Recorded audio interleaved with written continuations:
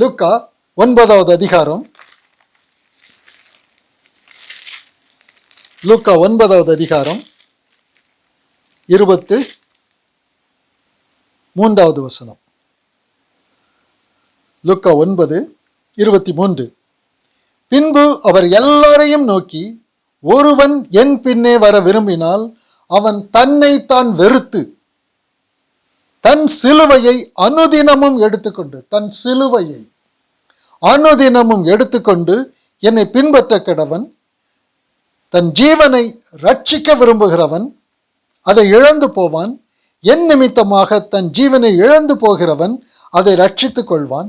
மனுஷன் உலகம் முழுவதையும் ஆதாயப்படுத்தி கொண்டாலும் தன்னைத்தான் கெடுத்து நஷ்டப்படுத்தினால் அவனுக்கு லாபம் என்ன? நீ உலகம் முழுவதையும் நீ ஆதாயப்படுத்தினாலும், இந்த உலகத்திலிருந்து நீ தப்பவில்லை என்றால், இந்த உலகம் முழுவதையும் நீ சுதந்திரித்து கொண்டாலும், இந்த அழிவுக்கு ஏதுவான மனுஷ சரீரத்தில் இருந்து ஆவியின் சரீரத்துக்கு நீ போகவில்லை என்றால்,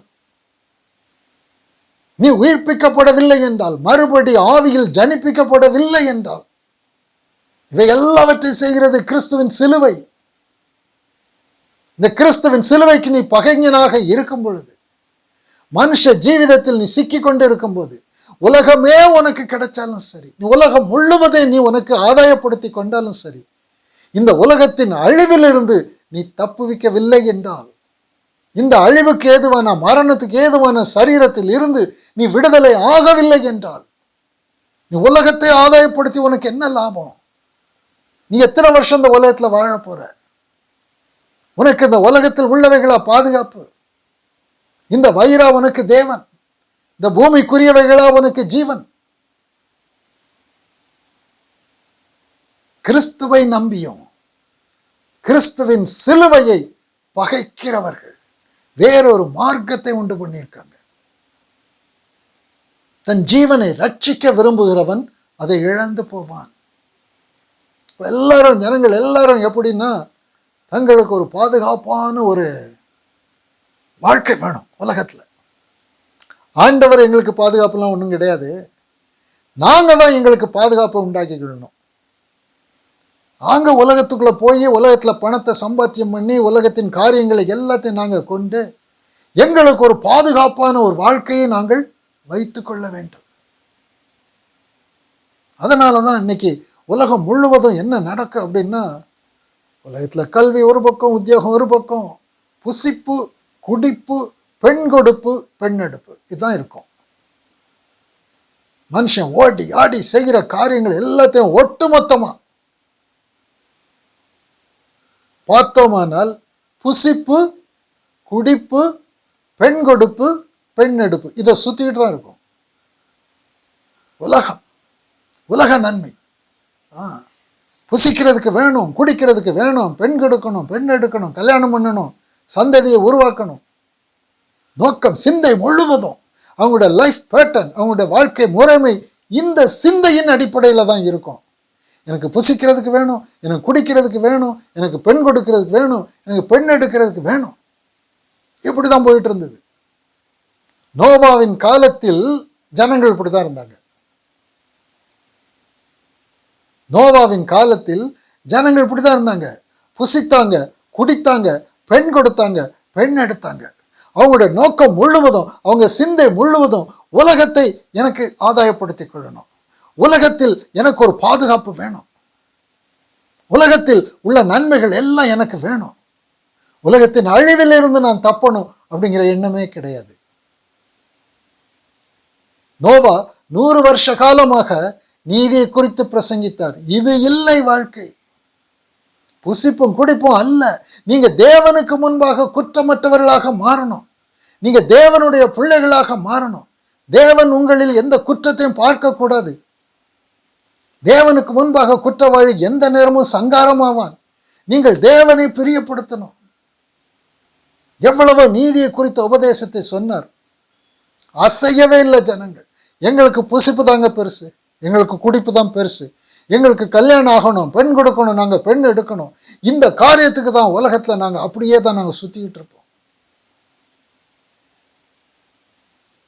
ஆண்டவர் நோவாவோட பேசும்போது அப்படிதான் சொல்றாரு.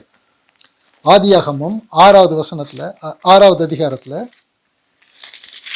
ஆதியாகமம் 6வது அதிகாரம்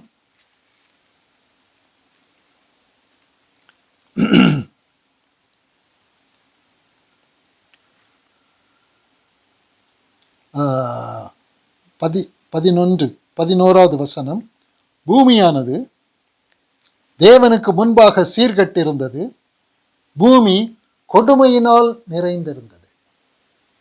பூமின்னு சொன்னா ஜனங்கள் எல்லாரும்.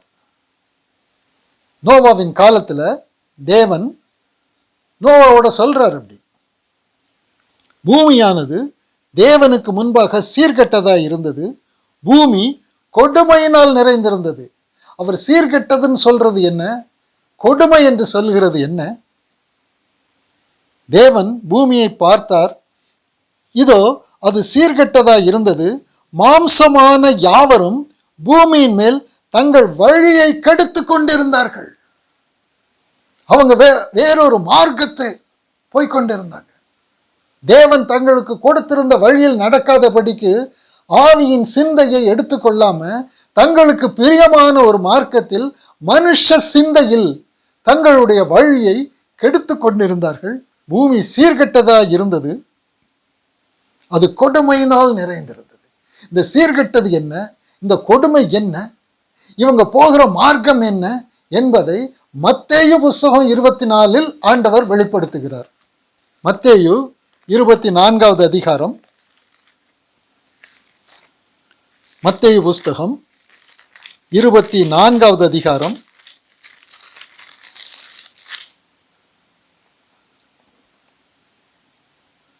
37வது வசனத்திலிருந்து. மத்தேயு 24:37, நோவாவின் காலத்தில் எப்படி நடந்ததோ அப்படியே மனுஷகுமாரன் வரும் காலத்திலும் நடக்கும். நோவாவின் காலத்தில் ஒரு சம்பவம் நடந்தது, அதே போலதான் மனுஷகுமாரன் கிறிஸ்து வருகிற காலத்தில் நடக்கும். எப்படி எனில், ஜலப்பிரளயத்துக்கு முன்னான காலத்திலே நோவா பேழைக்குள் பிரவேசிக்கும் நாள் வரைக்கும் ஜனங்கள் புசித்தும் குடித்தும் பெண் கொண்டும் பெண் கொடுத்தும் ஜலப்பிரளயம் வந்து அனைவரும் வாரிக்கொண்டு போக மட்டும் உணராதிருந்தார்கள். அவங்க சிந்தையிலே வரல. மனுஷகுமாரன் வரும் காலத்திலும் நடக்கும், அப்படியே நடக்கும். என்ன சொல்றாரு? பூமி கொடுமையினால் நிரம்பி இருந்தது, எல்லாம் அக்கிரமம் இருந்தது, ஜனங்கள் தங்கள் வழியை கெடுத்து கொண்டிருந்தார்கள். எப்படி கெடுத்தாங்க அப்படிங்கிறதுக்கு இங்க விளக்கத்தை கொடுக்கிறாரு.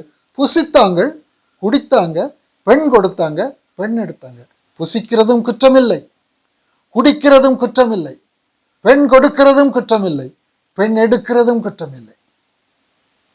ஆனா தங்கள் வாழ்க்கையை இதற்காகவே ஒப்பு கொடுத்துட்டாங்க.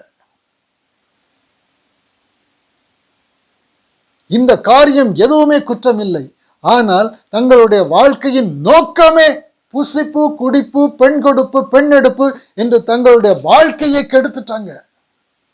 இதுதான் ஜனங்கள் தங்கள் வழியை கெடுத்து கொண்டிருந்தார்கள். அது தெரியாது.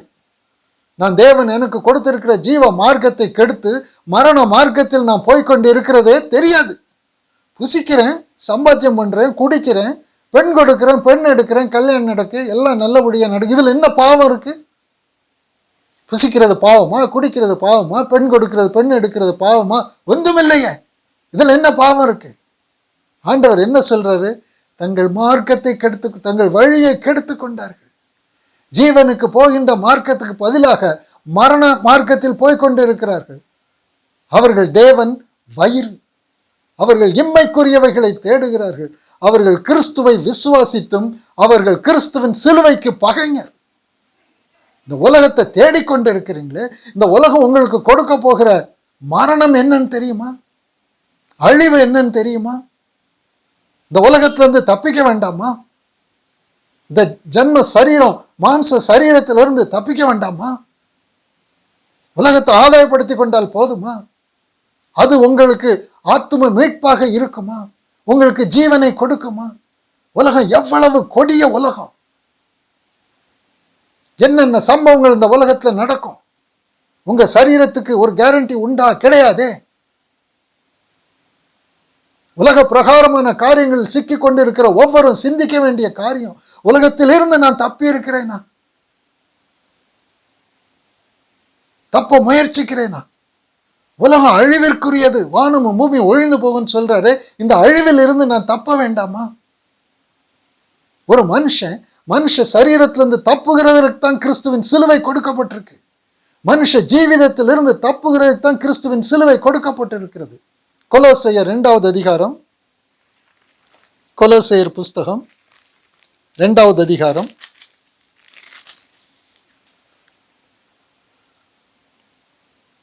11-12.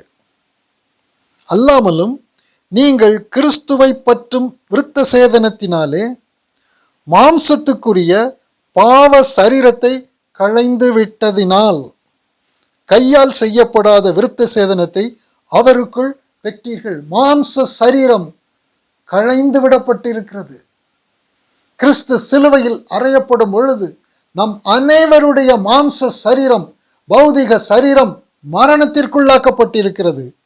12வது வசனம், ஞான ஸ்நானத்தினாலே அவரோட கூட அடக்கம் பண்ணப்பட்டவர்களாகவும், கிறிஸ்துவோடு கூட அவருடைய சிலுவையில் மரித்தோம், அவரோடு கூட அடக்கம் பண்ணப்பட்டோம். அதிலே அவரை மரித்தோரிலிருந்து எழுப்பின தேவனுடைய செயலின் மேல் உள்ள விசுவாசத்தினாலே அவரோட கூட எழுந்தவர்களாகவும் இருக்கிறீர்கள். பௌதிக சரீர வாழ்க்கைக்கு மரித்து, பௌதிக சரீரம் நீக்கப்பட்டு, ஆவிக்குரிய சரீரத்தில் உயிர்ப்பிக்கப்பட்டு, ஆவிக்குரிய ஜீவன்களாக தேவ பிள்ளைகளாக கிறிஸ்துவோடு உயிர்த்தெழுந்திருக்கிறோம். இவை எல்லாவற்றையும் செய்தது அவருடைய சிலுவை. அவருடைய சிலுவையில் இந்த மேன்மையான காரியம், இதுதான் கிருபை. கிறிஸ்துவின் சிலுவையில் ஒரு மனுஷனுக்கு பூரண கிருபையும் அடங்கி இருக்கு. அந்த சிலுவையில் நம்முடைய மரணத்துக்கு ஏதுவான சரீரத்தை மரணத்திற்குள்ளாக்கி, அவருடைய உயிர்த்தெழுதலில் அவரோட பங்கெடுத்து, நாம் ஆவிக்குரிய சரீரத்தில், ஆவிக்குரிய ஜீவனில் கிறிஸ்துவின் உயிர்த்தெழுதலினால் உயிர்ப்பிக்கப்படுகிறதற்கு அந்த சிலுவையின் மூலமாக நமக்கு தேவனுடைய கிருபை கொடுக்கப்பட்டிருக்கிறது. இன்றைக்கு அநேகர் இந்த கிருபை, இந்த சிலுவைக்கு தான் பகைஞரா இருக்கிறாங்க. நாங்க உயிர்ப்பிக்கப்பட மாட்டோம், நாங்க பௌதிக சரீரத்தை அழிக்க மாட்டோம், நாங்க கிறிஸ்துவின் சிலுவையில் அவரோடு கூட இணைய மாட்டோம், அவருடைய மரணத்தோடு இணைய மாட்டோம், அவருடைய உயிர்த்தெழுதல் ஆவிக்குரிய ஜீவனாக நாங்கள் மாற மாட்டோம். எங்களுக்கு நித்திய ஜீவன் வேண்டாம், எங்களுக்கு பரலோக ராஜ்யம் வேண்டாம், கிறிஸ்துவின் சிலுவை எங்களுக்கு வேண்டாம். கிறிஸ்து நாமத்தை நாங்கள் புறக்கணிக்க மாட்டோம், கிறிஸ்துவை நம்புவோம். ஆனால் கிறிஸ்து எங்களுக்கு ஏற்படுத்தி வைத்திருக்கிற மீட்பு, ரட்சிப்பு, இந்த உலகத்திலிருந்து தப்பி போகிறதற்கு அவர் வைத்திருக்கிற அவருடைய சிலுவையை நாங்கள் நம்ப மாட்டோம். அந்த சிலுவைக்கு நாங்கள் விரோதி. நீ கிறிஸ்துவின் சிலுவைக்கு விரோதி என்றால் நீ கிறிஸ்துவுக்கு விரோதி. நீ கிறிஸ்துவுக்கு விரோதி என்றால் நீ நித்திய ஜீவனுக்குள் நீ பிரவேசிக்க முடியாது. அதான் ஆண்டவர் கலங்குகிறார், கண்ணீரோடு சொல்லுகிறேன். அநேகர் வேறு விதமாய் நடக்கிறார்கள். அவர்கள் சிலுவைக்கு பகைஞர் என்று அநேகம் தரம் சொன்னேன், எத்தனையோட சொல்லியாச்சு, ரிப்பீட்டடா சொல்லியாச்சு. இனி சொல்றதுக்கு ஒண்ணுமே இல்லை. அதை குறித்து அவர்கள் சிந்திக்கிறதே இல்லை. அவர்களுக்கு ஜீவனை பார்க்கலும் மரணம் தான் பெருசு. அவங்களுக்கு ஒரு ஜீவ மார்க்கத்தில் போகிறதுக்கு பதிலாக மரண மார்க்கத்தில் போகிறதா அவங்களுக்கு பெருசா தெரியுது. எரேமியா புஸ்தகம் 8வது அதிகாரம் 3வது வசனம். எரேமியா தீர்க்கதரிசியின் புஸ்தகம் 8வது அதிகாரம் 3வது வசனம். இந்த துஷ்ட வம்சத்தில் மீதியாயிருந்து, இந்த ஜனங்களை பார்த்து ஆண்டவர் எப்படி சொல்றார் பாருங்க, துஷ்ட வம்சம். தன்னுடைய ஜனங்கள், கிறிஸ்துவை நம்புகிறவங்களை பார்த்து, கிறிஸ்துவை விசுவாசிக்கிறவர்களை பார்த்து ஆண்டவர் சொல்லுகிற வார்த்தை, இந்த துஷ்ட வம்சம். அவ்வளவு பகை இருக்கு. அவர் கொடுத்திருக்கிற ஜீவ மார்க்கத்தில் போகாமல் மரண மார்க்கத்தில் போகின்ற, கிருபையை புறக்கணிக்கிற, அலட்சியம் பண்ணுகிற, கிறிஸ்துவின் சிலுவைக்கு பகைஞராக இருக்கிற ஒரு கூட்டத்தை பார்த்து ஆண்டவர் சொல்லுகிற வார்த்தை துஷ்ட வம்சம். இந்த துஷ்ட வம்சத்தில் மீதியாய் இருந்து என்னால் எல்லா இடங்களிலும் துரத்தி விடப்பட்டு மீந்திருக்கிற யாவருக்கும் ஜீவனை பார்க்கிலும் மரணமே விருப்பமாயிருக்கும் என்று சேனைகளின் கர்த்தர் சொல்லுகிறார். இந்த ஜனங்களுக்கு ஜீவன் மேல விருப்பமே கிடையாது. இவங்களுக்கு மரணம் தான் விருப்பம், சாவு தான் விருப்பம், அழிவு தான் விருப்பம், பாதாளம் தான் விருப்பம், அக்கினி தான் இவங்களுக்கு விருப்பமே தவிர பரலோகம் சுவிஷம் இவங்களுக்கு விருப்பமே கிடையாது. இந்த ஜனம் துஷ்ட வம்சம்.